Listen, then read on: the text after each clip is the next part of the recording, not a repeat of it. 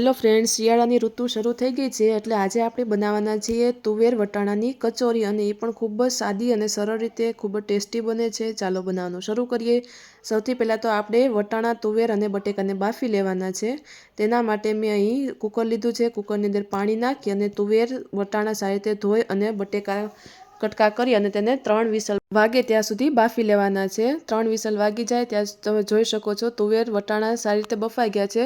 બહુ વધારે પડતા તુવેર અને વટાણાને બાફવાના નથી, થોડા મીડિયમ રહે એવા આપણે બાફી લેવાના છે. ત્યારબાદ આપણે તેને સારી રીતે ચાળણી પાણી બધું છે તે નિતારી લેવાનું છે. મસાલા માટે મેં અહીં મરચાં લીધા છે, તીખા મરચાં છે, લસણ, આદું અને લીંબુ લીધેલું છે.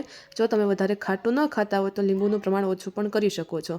હવે આપણે મસાલો વઘાર કરવાની તૈયારી કરીએ. તો સૌથી પહેલાં તો એક પેન લઈ અને તેની અંદર તેલ 1 પાવડું નાખવાનું છે. ત્યારબાદ રાઈ નાખવાની છે. રાઈ સારી રીતે ફૂટી જાય ત્યારબાદ અડધી ચમચી હિંગ નાખવાની છે. હિંગ નાખી લીધા બાદ હવે આપણે જે મરચું અને લસણ આદું લીધું હતું તેની પેસ્ટ તૈયાર કરી નાખવાની છે. ક્રશ કરી અને તેને આપણે નાખી દેવાનું છે. જ્યાં સુધી ચડે છે ધીમા તાપે ત્યારે એમાં થોડા આપણે મસાલા નાખી દઈશું. ચપટી એટલી હળદર નાખવાની છે, જીરું નાખવાનું છે અને થોડીક અમથી જો ચટણી નાખો તો ચાલે, ન નાખો તો પણ ચાલે, કારણ કે મરચાં ઓલરેડી તીખા જ છે. બધું સાથે ધીમા તાપે તેને ચડવા દેવાનું છે. ત્યાં સુધીમાં આપણે જે તુવેરને બાફેલું છે એના મસાલાની આપણે તૈયારી કરી નાખીએ. તો આ જે બાફેલું છે મસાલા એને મેં ક્રશ કરી નાખ્યું છે, બટેકા, વટાણા અને તુવેરને. તેની અંદર હવે આપણે સ્વાદ અનુસાર મીઠું નાખવાનું છે. ત્યારબાદ ચપટી ખાંડ નાખવાની છે. જો તમને ગળ્યું ઈચ્છો તો નાખવાનું, બાકી નહીં નાખવાનું. લીંબુ નાખી દેવાનું છે. ત્યારબાદ તેની અંદર આપણે ગરમ મસાલો નાખી દઈશું એટલે ટેસ્ટ ખૂબ જ સરસ આવે. બીજો આપણે વધારાનો એક પણ મસાલો નાખતા નથી, ફક્ત એક ગરમ મસાલો જ નાખવાનો છે. ત્યારબાદ આપણે કોથમીરનું પ્રમાણ પણ વધારે રાખશું, કારણ કે શિયાળાની સિઝનમાં લીલા શાકભાજી બહુ સરસ આવે એટલે મેં કોથમીર પણ વધારે પ્રમાણમાં નાખેલી છે. હવે બધાને સારી રીતે આપણે મિક્સ કરી લઈશું. ત્યાં સુધીમાં આપણા મરચાં છે તે ધીમે ધીમે ચડે જ છે. ત્યાં આ બધું મિક્સ થઈ ગયું છે. હવે જે આપણે મરચાં ચડતા હતા તેની અંદર આ બધું છે તે નાખી દેવાનું છે. તો તમે જોઈ શકો છો મરચાંનો પેસ્ટ, આદુ લસણને બધું સારી રીતે ચડી ગયું છે. તેની અંદર હવે આપણે જે ક્રશ કરેલો મસાલો છે બટેકા, તુવેરનો, તે નાખી દેવાનો છે. સારી તેને પણ ફરીવાર મિક્સ કરી લેવાનું છે. ગેસની ફ્લેમ છે તે સાવ ધીમી જ રાખવાની છે.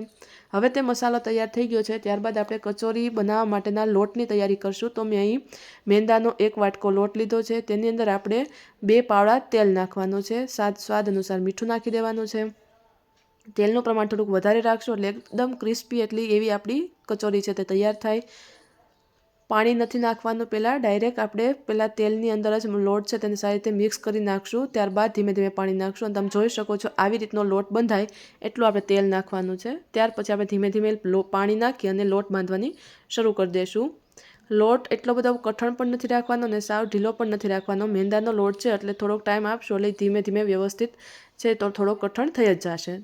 ફરીવાર તેલનું મોણ આપશું અને પાછું તેને સારી રીતે મસળી લેવાનું છે. લોટને થોડીક વાર રેસ્ટ માટે મૂકી દેવાનો છે. 15 મિનિટ રેસ્ટ માટે મૂકી અને ત્યારબાદ તેને આપણે, તમે જોઈ શકો છો આ રીતનો લોટ છે તે તૈયાર કરવાનો હતો. હવે આપણે લુવા લઈ અને કચોરી વણવાની શરૂ કરી દેવાની છે. મીડિયમ સાઇઝનો લુવો લેવાનો છે અને આ રીતે રોટલીની જેમ જ તેને વણી લેવાનું છે. ત્યારબાદ તેની અંદર આપણે મીડિયમ સાઇઝનું જ વણવાનું છે. હવે આપણે એની અંદર મસાલો ભરી દઈશું.